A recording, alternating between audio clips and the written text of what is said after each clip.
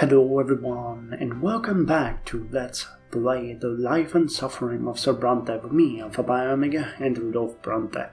So, a few days have passed since I last recorded. I'm feeling a bit of a leftover taste of salt in my mouth, but I'm much more calmer now. I know that, I made a huge fuss about that one point, and that point I still stand beyond that is super stupid, but let's not, stay negative for an otherwise excellent game, and let's just chug on, shall we? So we are at The Hour Has Come, Chapter 4, Year 1145, and I'm hoping that this is the start of us taking Autumn down. So let's just hope that's how it's gonna go. So shall we? You stand at the window of your office and watch the living streets below, exhausted. For over a year, Anisot has been steadily simmering with unrest, like a soup pot over a well-stoked flame. The endless feud between the Archduke and the Overseer, the first trials against nobles, insurgencies flaring up all across the Empire. Grim, heavy, dark red storm clouds now hang in the sky above Anisot. Preachers of the new faith fill the streets, urging the people to reject the laws. The abbot of the temple at the Silver Tree, Father Leonard, has turned the city's most ancient church into a new believer stronghold. Commoners flock to the squares in droves. The mob grows bolder and bolder as they demand new freedoms and protection under the law. Commoners have begun forming armed militias. The last straw insurgents commit brazen acts, hoping to overthrow the authorities.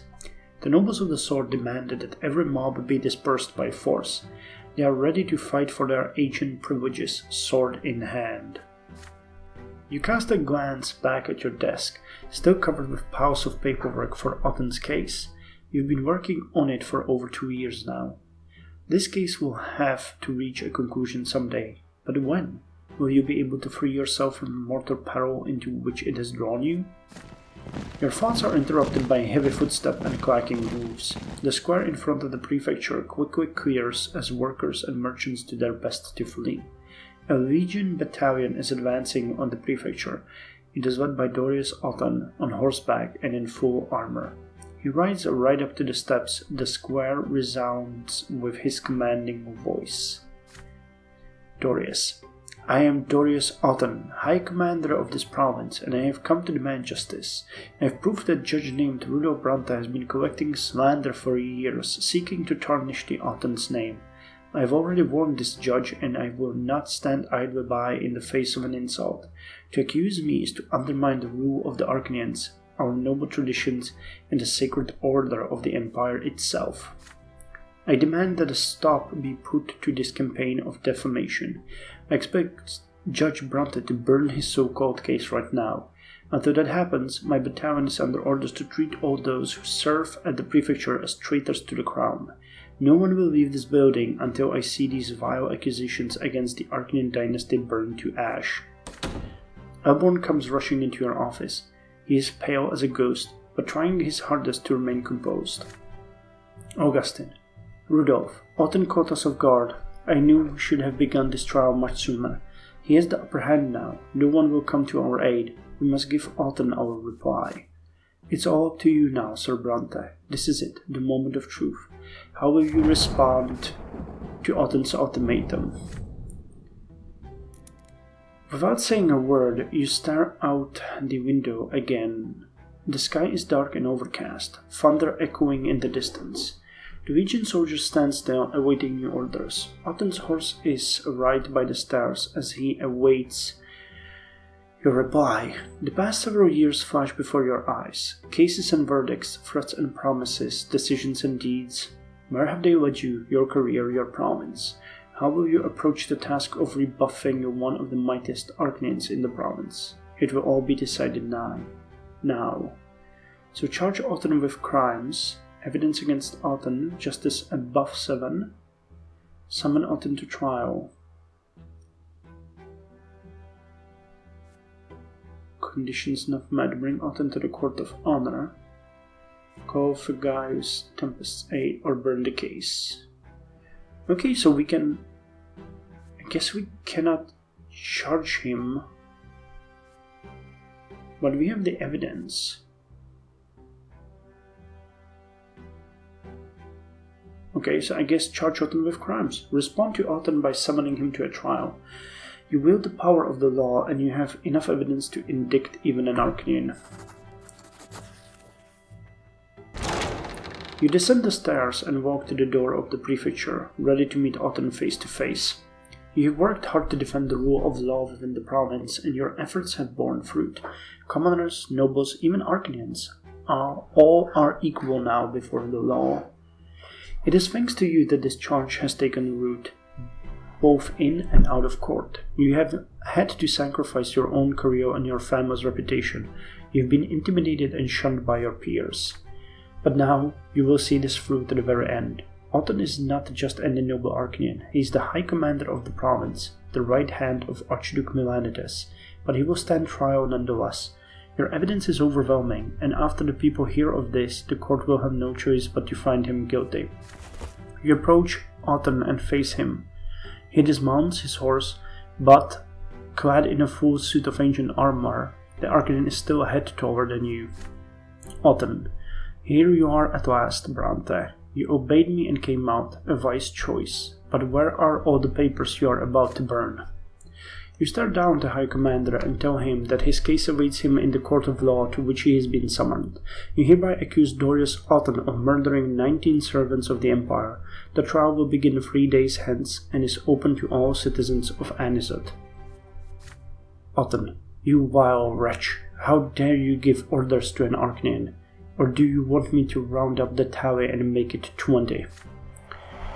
You do not even flinch at his words. Behind you, the pillars of the prefecture, the stronghold of law and justice, reach up for the sky. You notice people flocking to the square, taking heed of your voice. Have no fear, Judge Brante, they shout. Protect the judge. The commoners form a living wall between you and the furious Arcanian warrior. Otten, battalion, prepare for battle, disperse the mob. But the Legion soldiers behind Otten are already faltering. The legionaries no longer wish to tolerate the murder of their brothers in arms. The battalion captain stares at Otten, his eyes like daggers. Sheathe your swords, he commands his men. About face, to the barracks, march. Abandoned, the Arcanian looks around in confusion, alone in armor clad, like a painting of old brought to life. Traitors! You dare call yourselves nobles. You will all pay for this, every last one of you, as will you, Brante, your low-born cronies, and your foul court. Otten leaps into the saddle and flees the square, booed by the resentful crowd. You let out a loud sigh. Only now you do realize how incredible tense you failed. Elborn's hand comes to rest on your shoulder. We've won, Rudolf. Otten has already lost, whether he knows it or not. Prepare for the trial, Brante.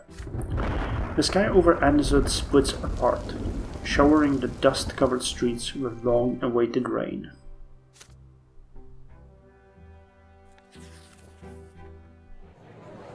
Otten's sentence.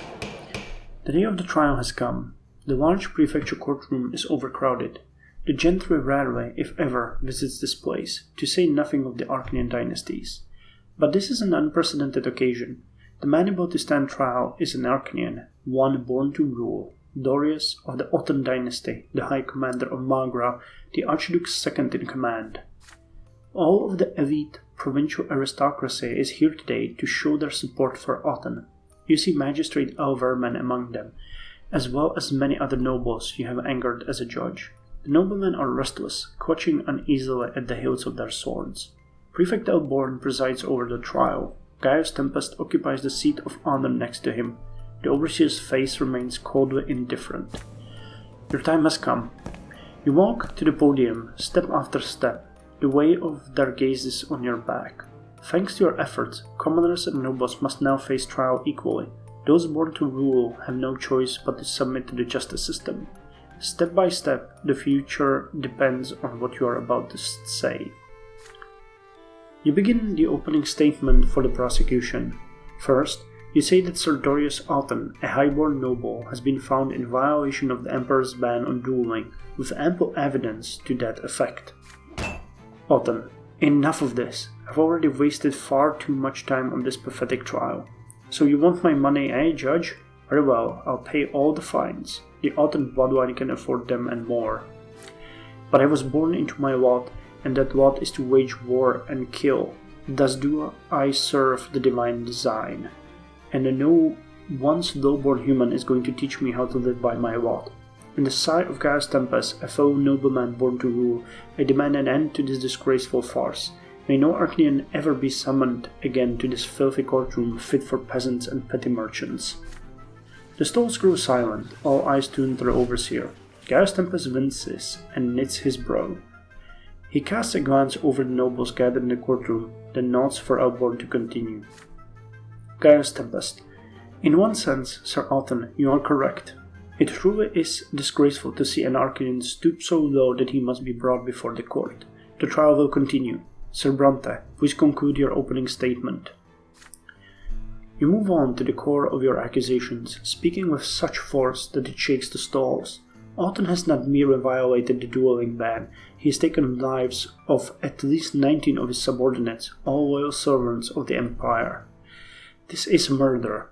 It is an act of sabotage against the Legion. It is treason against the Emperor himself. You speak these last words right in Alton's face. All the grumbling voices from the stalls immediately grow quiet. The High Commander turns pale with fury. Alton, Gaius Tempest, you are an overseer. You hail from the Emperor's own bloodline. Are you going to allow this unprincipled human scum to decide an Arcanian's fate? Why?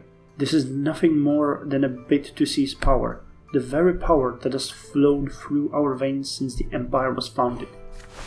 Gaius Tempest rises from his seat, his calm countenance twisted with rage.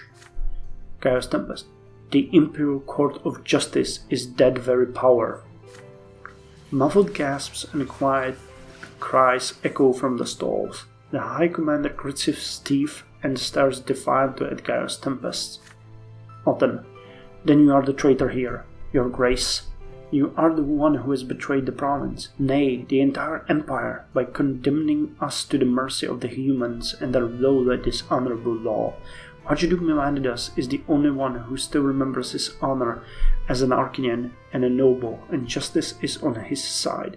I say this before the entire aristocracy of Anizot. The nobles in the stall who have come to stand with Alton recoil in terror. His supporters retreat further into the recesses of the courtroom. Gaius Tempest, you are mad, Alton. Be quiet, or I shall silence you permanently. Proceed with the verdict, Prefect. Elborn exchanges a meaningful glance with you and ascends to the podium.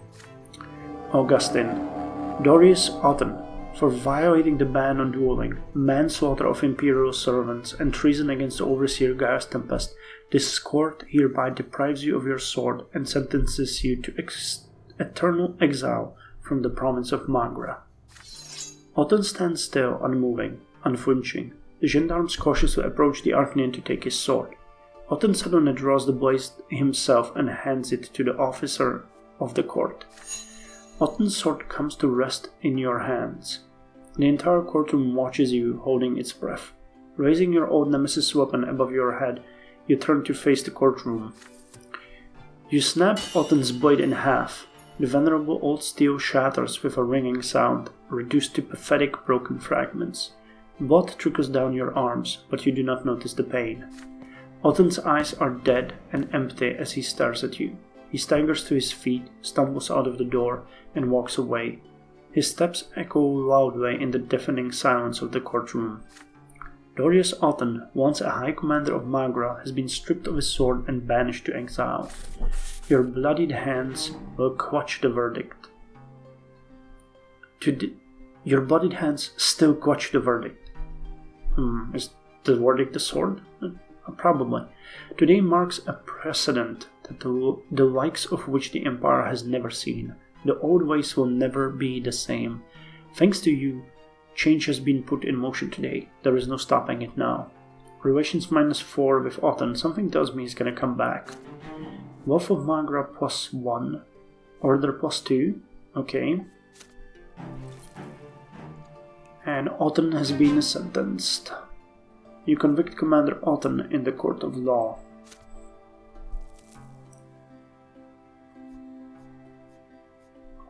And that's the end of chapter 4. Peacetime. Wow. Okay. What a wild ride. I like the ending though. Really, it feels like we had our lows before that. Damn. I wish that event was different. If I could just mod the game to mod it out of existence, I would. Okay, so peaceful years are over. The storm of the revolt is brewing in Anzet. Tomorrow will be the day when you will reap the harvest of all your deeds during these 8 years. Destiny. So year 1138, we began the service at the prefecture. Wow, that seems like... well, it was another wife. Quite dramatically said. But yeah, long time ago. We gave a promise to Elborn. We became the protector of the people in the same year of 1139. Year 1140, we had an affair with Octavia. In year 1141, we made a deal with Egmont and took up the Otton's case. In the year 1142, we started gathering evidence against Otton and got it. In the year 1143, our family has been branded by dishonor and we've betrothed Gloria. The next year, our mother has died. Octavia was transformed and Gloria got married. Thomas began his new life, and in this glorious year of 1145, Otton has been sentenced to exile.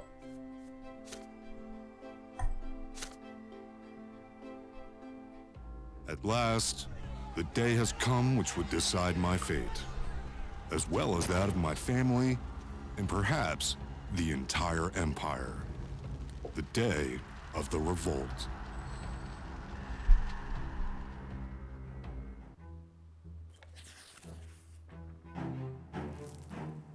The revolt begins. This event is a consequence of your previous actions. Otton is sentenced. Okay. So if he didn't sentence Otton, the revolt would not happen. But what a start of chapter 5. The revolt begins.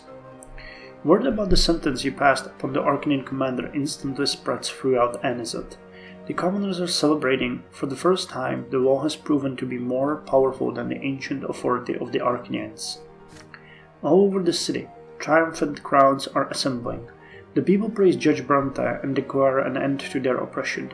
The outcries become more daring by the hour. Freedom from tyranny, down with the noble yoke. The authorities anxiously observe the people's revelry. Elborn receives orders from the magistrate to disperse the crowds of gendarmes, but he refuses to do so on the grounds that the people are unarmed and assembling peacefully. Elverman is livid. The animosity among the ruling circles is quickly transforming into naked enmity. Humiliated, Otton refuses to comply with a sentence and go into exile. Okay, that's what I expected, that he will not go into exile. Dorius Otton. The city is on the brink of a revolt. Whatever the dishonorable court may have decided, my duty is to remain in Magra and stop this maddening mob.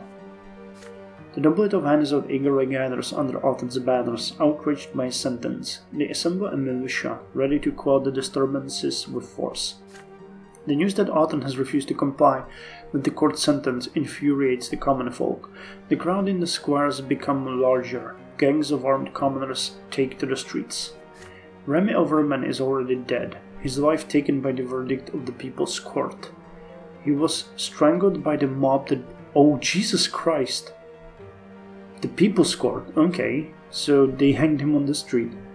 He was strangled by the mob that broke into the city hall. The Chancellor's lifeless body now hangs just outside the window of his office for all to see. There is no stopping the revolt now, but you know that after Otton's trial, your name carries weight in the eyes of the commoners. How will you use their support at this crucial moment? So Sophia is leading the revolt now. She is the leader of the Anizet revolt. Remy Elverman is dead. Okay, so these are the new stats for Chapter 5. The revolt. Stalemate. Rebels are losing. Stalemate. Rebels are winning. Bloodbath. The general strength of the revolt. Forces gathered by the rebels. Solidarity amongst them. Support for the rebellion among the townspeople. The outcome of the struggle for Anisote, I guess those are the people that live in Anisot, will depend on how strong the revolt will be at the moment of the decisive collision. Common folk, trust. So no followers, cautious support, trust, indisputable leader. Nobles, cautious support. Clergy, cautious support, troops. A handful of fighters. Okay, military forces that you managed to gather under your command. Handful of fighters, squad, regiment, and army. Chapter 5, The Revolt.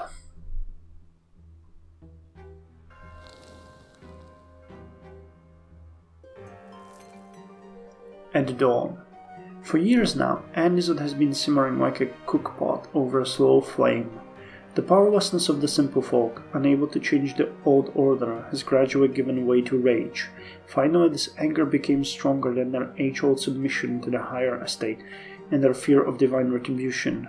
This rage was the spark that lit the fire of the revolt. All of Anisot's commoners have risen up in rebellion. Workers, artisans, merchants, beggars. They all long to break free of the noble tyranny and the perpetual suffering that is their lot. The most daring among them have joined the last straw. The secret society has sent entire squads of trained soldiers out into the streets. They hand out guns and bombs to the people, weapons that give them a chance to wage war on equal footing against noblemen descended from generations of warriors. But the most dangerous weapon the rebels possess is the People's Court. The commoners have claimed the right to sentence their enemies to true death. The first nobles executed by the last straw this very night served as proof that these sentences are real. For the first time in the history of the Empire, the divine force of the law is in possession not only of the noblemen but also of the common estate. Among the rebels are many new believers. They are ready to take up arms to defend their faith and freedom from the lots. They are led by Leonard, the abbot of the temple by the Silver Tree.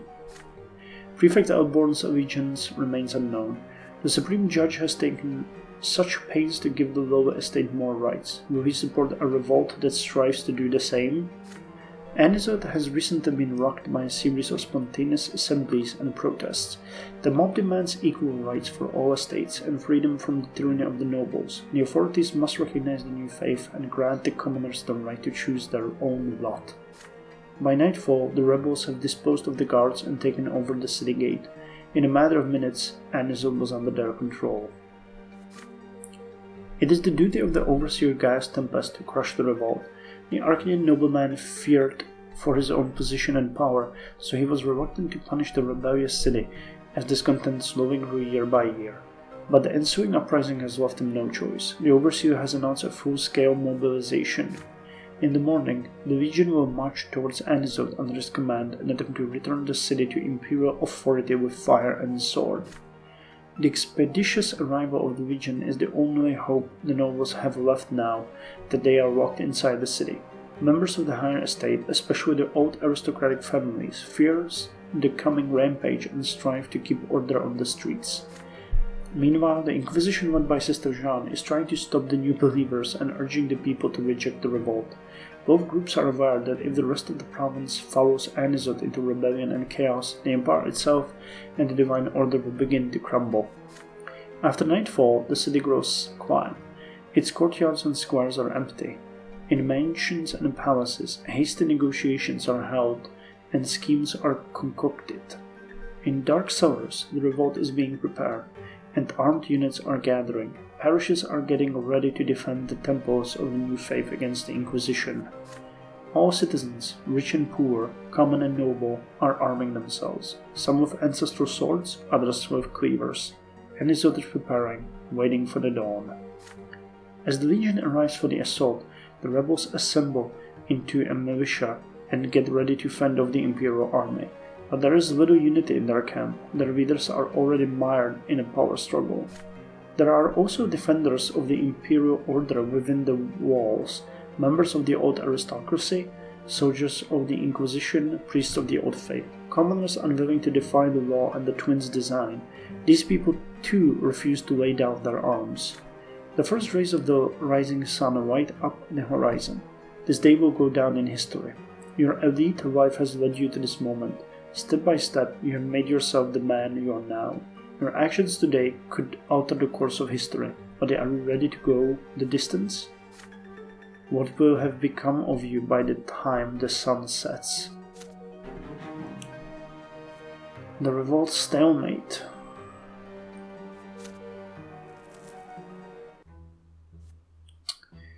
Okay, so let's look at chapter 5 in the next episode. I thank you very much for joining me, and let's see how we are going to do this. So, see you there.